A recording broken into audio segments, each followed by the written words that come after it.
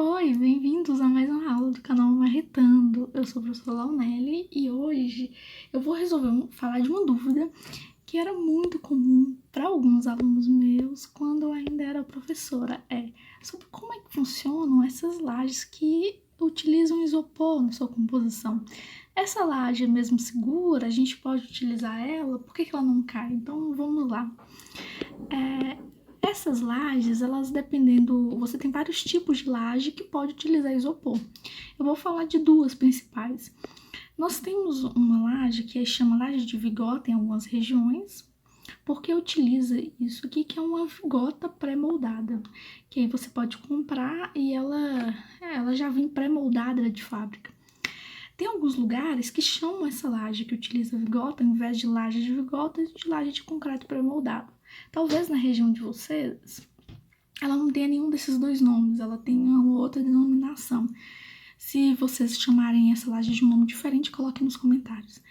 Além dessa laje, que é muito comum, vem principalmente em cidade interior utilizar essas vigotas para confecção de laje, nós temos também a laje que seria a laje nervurada, que também pode utilizar isopor. A laje nervurada você pode, ao tirar a forma, deixar aqui um espaço vazio, como está mostrado aqui, ou, em vez de deixar esse espaço vazio, colocar isopor nesse local, que também é uma opção. Outra laje que utiliza isso, da laje nervurada, que tem a lisa. A laje nervurada lisa é essa que nesse encontro da laje com o pilar, ela não tem capitel. Então essa nós chamamos de laje nervurada lisa. Quando no encontro da laje com o pilar nós temos um capitel, nós chamamos essa laje de laje nervurada do tipo cogumelo, tudo bem? Então esses seriam alguns exemplos de lajes que utilizam isopor na sua composição, tudo bem? Na sua estrutura. Agora, eu vou tentar explicar para vocês mais ou menos, da forma mais didática possível, como é que uma laje dessa funciona, tudo bem? Então vamos lá, vamos pensar um pouco. Antes da gente falar de laje, para vocês entenderem como é que a laje funciona, eu vou ter que explicar para vocês, relembrar com alguns de vocês o cálculo de uma viga. Por enquanto, vocês devem achar que uma coisa não tem nada a ver com a outra, mas daqui a pouco vocês vão entender. Vamos imaginar aqui que eu tenha essa viga biapoiada. Ela tá com apoio aqui, e ela tem uma carga distribuída, que está representada por essas flechinhas apontando para baixo. O que acontece? Caso eu vá desenhar o gráfico de momento dessa laje, o que eu encontraria? Eu encontraria um desenho mais ou menos assim, sendo que o nosso momento máximo estaria aqui no centro, e como a gente sabe, o momento máximo seria dado por QL ao quadrado sobre 8, tudo bem? Ok. O que acontece? Se eu tenho essa laje e ela vai ter mais ou menos esse desenho, o que significa? Significa que essa parte de cima da nossa viga é como se ela estivesse comprimida, sofrendo compressão. Já a parte de baixo aqui da nossa viga, ela vai estar sofrendo tração devido a esse momento provocado por essa carga distribuída. Se a gente fosse fazer um desenho, pegasse um pedacinho dela aqui, um pedacinho qualquer da nossa viga, e fizéssemos um corte desse pedaço e fôssemos fazer o diagrama de momento, o que vocês encontrariam? Vocês encontrariam que essa parte de cima da nossa viga, ela está sofrendo compressão, como eu disse. Já essa parte de baixo da nossa viga, ela está sofrendo tração, tudo bem? Calma que vocês devem estar achando que eu estou enrolando, mas daqui a pouco vocês vão entender por que eu estou explicando isso, ok? Então vamos lá. Então, o que acontece? Dito que a parte de cima da nossa viga sofre compressão e a parte de baixo sofre tração, o que vocês têm que lembrar? Lá da matéria de concreto que vocês já fizeram ou vão fazer. Quando a gente vai calcular uma viga, apesar desse ser o diagrama inicial da distribuição de forças, essa viga, antes dela romper, ela vai se plastificando. Ela vai sofrendo um processo de plastificação.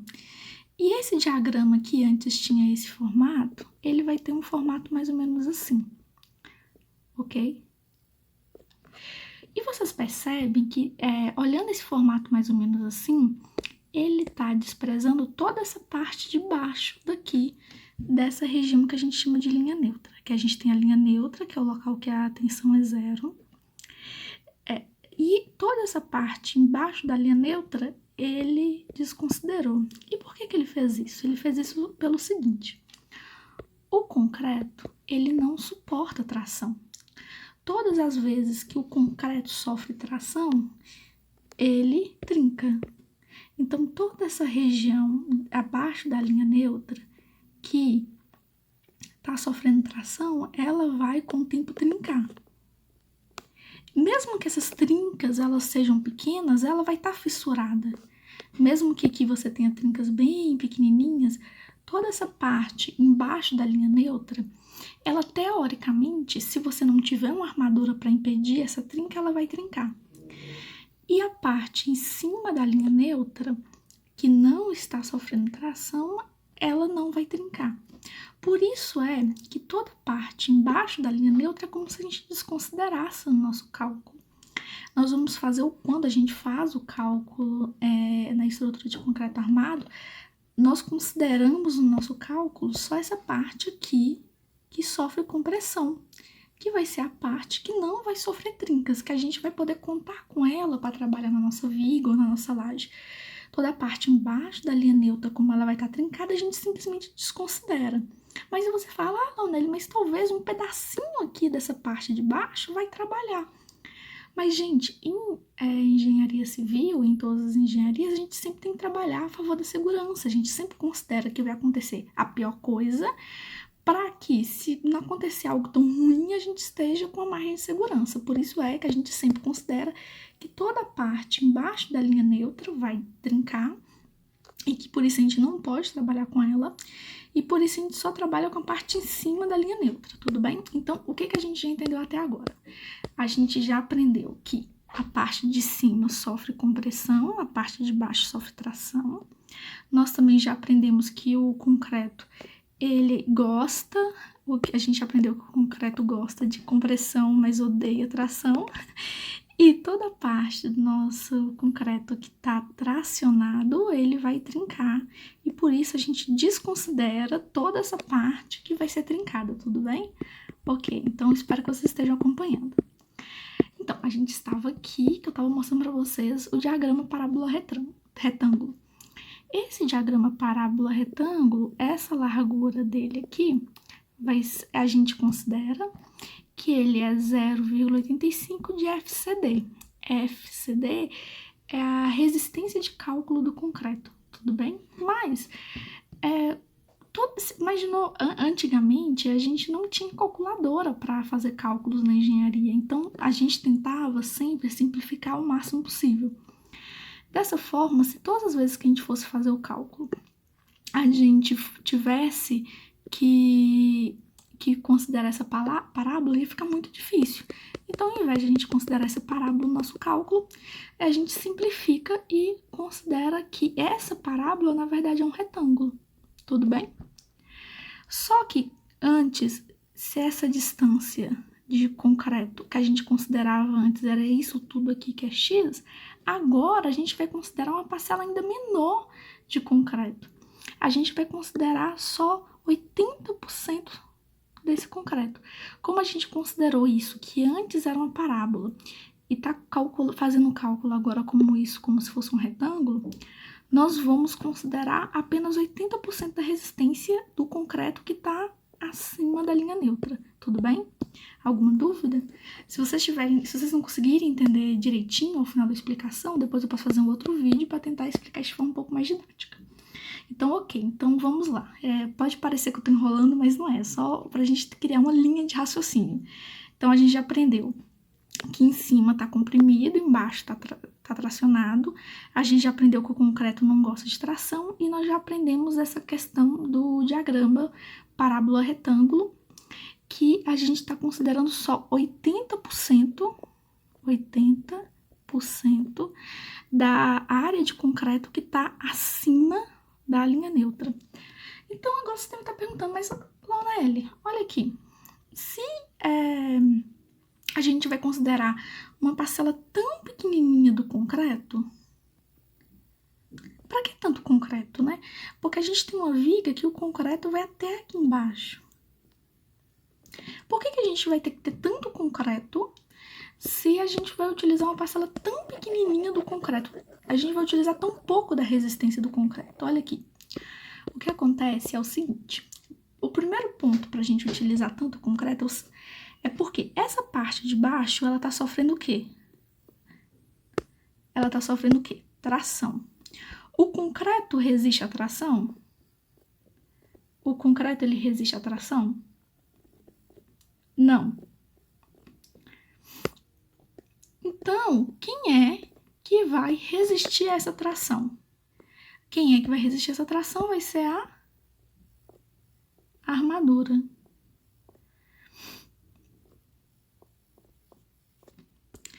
Então, a gente tem uma estrutura de concreto desse tamanho. Por quê? Aqui eu poderia colocar minha armadura só aqui embaixo, né? Então aqui eu teria concreto e aqui embaixo eu teria armadura. Mas essa armadura, ela ficaria simplesmente boiando aqui embaixo, flutuando? Não, eu preciso unir essa armadura aqui de baixo com esse concreto com alguma coisa.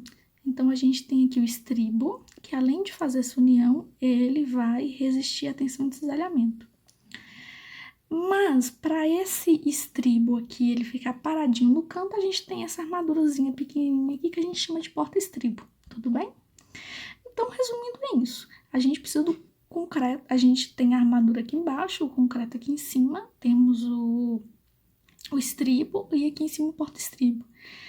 E para proteger toda essa armadura daqui de baixo da corrosão e conferir inércia à minha viga, eu encho isso aqui de concreto, tudo bem? Então, basicamente, esse concreto que tá aqui na parte de baixo, ele tá servindo para quê? Para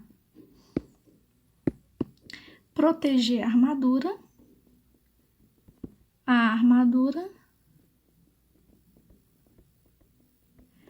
e para dar inércia, tudo bem? Guarda isso que a gente vai utilizar isso aqui daqui a pouco. Então tá, eu expliquei isso tudo, mas vocês provavelmente devem estar se perguntando, tá, mas e daí? Pra que você falou isso tudo? A pergunta não era pra que a gente tem, como é que funciona uma laje que tem isopor? Por que você falou tanto de viga se a pergunta nem era essa? É o seguinte, vamos aqui, eu falei pra vocês que essa parte de concreto que tá aqui embaixo, ela serve pra proteger a armadura e para dar inércia. Bora lembrar o que é inércia? Talvez eu sempre gosto de considerar a partir do pressuposto que o aluno não lembra do assunto para não gerar dúvida, tá? O que é inércia? A inércia de uma viga, eu vou considerar a inércia de um retângulo porque a gente está falando de viga. A inércia de um retângulo é o quê? A base dela e a altura ao cubo. Isso tudo dividido por 12, tudo bem? Então, essa aqui é a fórmula da inércia. Ok, e por que essa inércia é importante? Vamos aqui. Quando a gente tem uma viga, imaginem aqui que eu tenho uma viga e ela está biapoiada. Essa viga, a gente quer evitar que ela tenha uma flecha, uma deformação muito grande. E como é que eu encontro a flecha de uma viga? A flecha máxima que uma viga vai ter, ela é 5 vezes Q. Que é o quê? Q é essa carga distribuída que tem aqui. L é o meu vão. L é o meu vão. Dividido por 384. Que é um módulo de elasticidade, e que é a nossa inércia. Ok, então vamos esquecer todos os outros componentes e vamos pensar só no que me interessa. Para eu vencer um vão muito grande, que aqui é representado por L, Numa condição normal, por exemplo, se você for fazer uma viga na sua casa com um vão de 10 metros, você vai ter uma flecha gigantesca. Se você não se preocupar com essa flecha. Isso é ruim, porque se você tiver uma flecha gigantesca, sua estrutura não vai ter como você utilizar. Como é que a gente resolve esse problema? Se você perguntar isso para qualquer pedreiro, ele vai falar: aumenta a altura da viga. E por que o pedreiro vai falar para você aumentar a altura da viga? Porque quando você aumenta a altura da viga, você aumenta a inércia. E aumentando a inércia, você diminui essa flecha. Tudo bem? O pedreiro, ele obviamente, não sei se obviamente, mas talvez ele não tenha estudado engenharia civil, feito na faculdade de engenharia civil, mas a coisa que esse pedreiro falou para você de forma tão instintiva, por que ele falou isso? Porque a minha inércia, ela é I vezes base vezes a altura ao cubo dividido por 12. Então, se eu aumento a altura da viga, eu aumento minha inércia. Está vendo que eu aumento ela ao cubo, né? Aumentando minha inércia, eu diminuo minha flecha. Ok? Então, por enquanto, tudo bem? Então, olha tanta coisa que a gente já aprendeu. A gente já aprendeu que a parte de baixo da minha viga não serve para nada, serve apenas para proteção da armadura e para inércia. Agora, imagina o seguinte. Imagina uma ideia genial. Qual que é uma ideia genial que agora que vocês já aprenderam isso tudo, ela parece óbvia?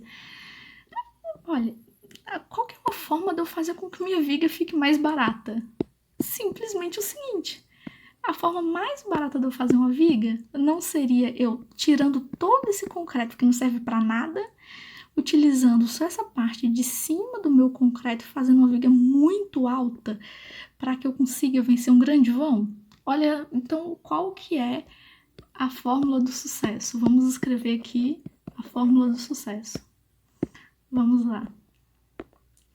A fórmula do sucesso para a gente conseguir algo muito econômico é tirar o concreto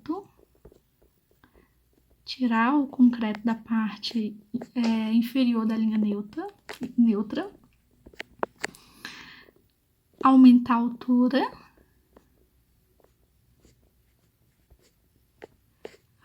a altura, ok? Então, nós queremos tirar o concreto daquela parte que não serve para nada, mas também queremos aumentar a altura, porque aumentando a altura a gente consegue vencer um voo maior, ok? Dito que a gente encontrou a fórmula do sucesso, eu tenho que dizer que, infelizmente, essa fórmula teve gente que já pensou nisso antes. Nós não fomos as primeiras pessoas a pensar nisso. E foi justamente por isso que surgiu aquelas lajes que a gente começou a aula. Então, o que essas pessoas fizeram? Elas viram que essa armadura que está aqui para resistir à tensão negativa e o concreto aqui acima da linha neutra está aqui para resistir à compressão, tudo bem? Vou colocar aqui aquela imagem novamente, só um segundo. Ok. Vamos aqui analisar isso aqui direitinho, tá? Então, nós queremos algo que proteja a nossa armadura e que tenha uma altura grande, né? Então, vamos ver como é que a gente faria isso. Ó, imagina o seguinte. Eu tenho aqui minha viga e eu deletei toda essa parte de baixo e ficou só a parte de cima.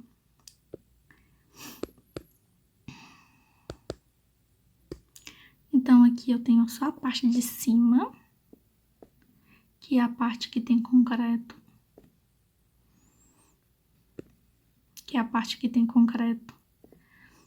Aí, eu não sei fazer um retângulo direito. Vamos colocar o desenhozinho aqui de concreto, só para mostrar que é concreto. Tá. E essa parte de cima aqui, ela vai resistir à compressão. Tudo bem.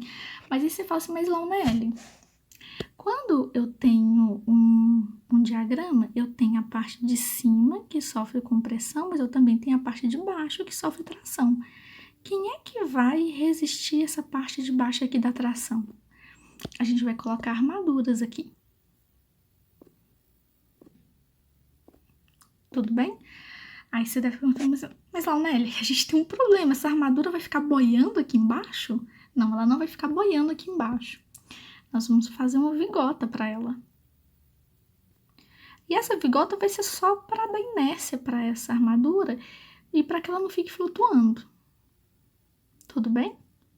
Aí você fala assim, Launelli, mas aí a gente tem um problema, a gente tem um espaço vazio aqui. Esse espaço vazio você pode fazer o que você quiser com ele.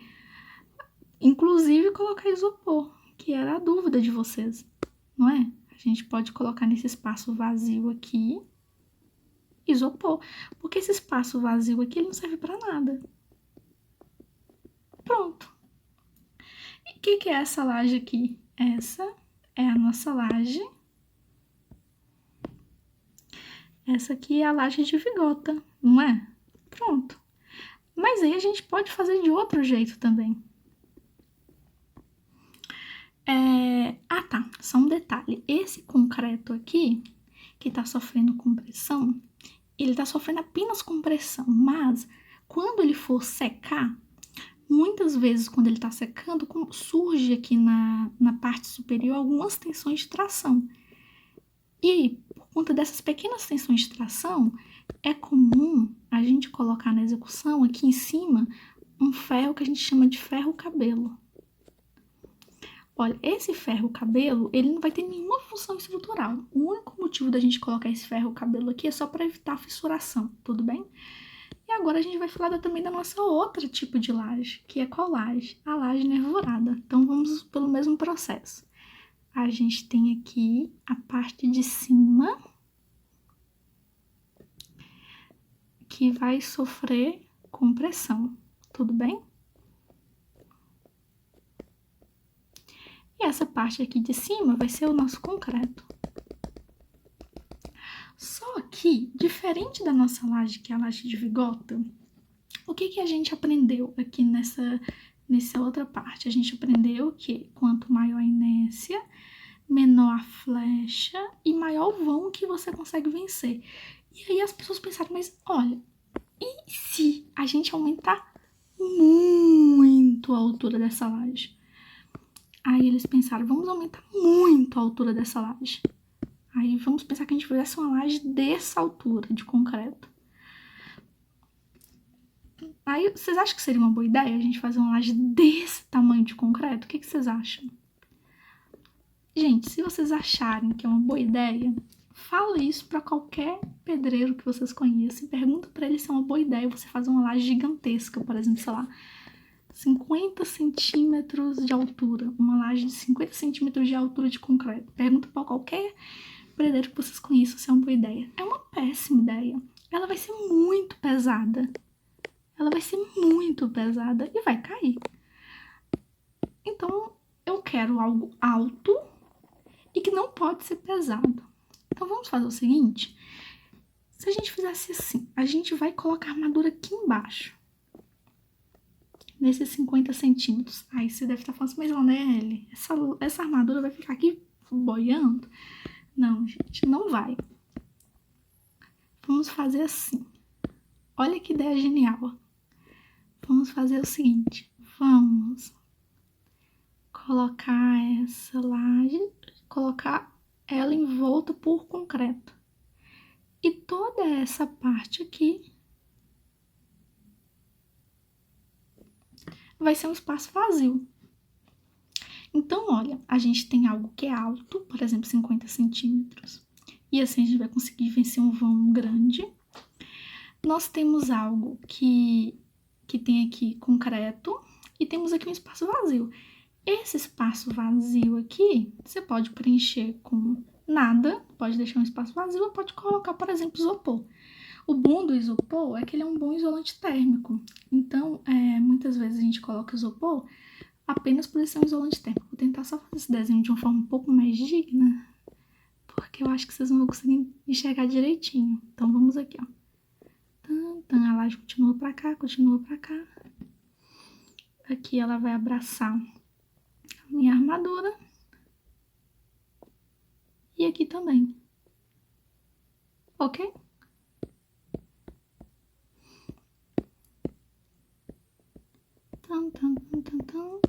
E aqui tá minha armadura. E aí, aqui em cima, do mesmo jeito que a gente fez ali do outro lado, a gente coloca aqui em cima um pouquinho de ferro cabelo, tá bom? Só para evitar fissuração. E nesse tipo de laje, que é a laje nervurada, esse espaço vazio aqui, como é que você faz para que ele fique esse espaço vazio? Você pode colocar uma forma aqui para deixar esse espaço vazio e depois você tira a forma embora. Ou você simplesmente coloca o isopor, que era a ideia original do vídeo. Tudo bem? Agora, só lembrando aqui na imagem do início da nossa aula, tá aqui as coisas que eu tava te falando. Aqui tá a nossa vigota, e aqui você vai fazer nossa laje de concreto. Ou aqui tá a nossa laje nervurada, que você pode deixar um espaço vazio, tirando o concreto que não serve para nada, ou deixando isopor, tudo bem?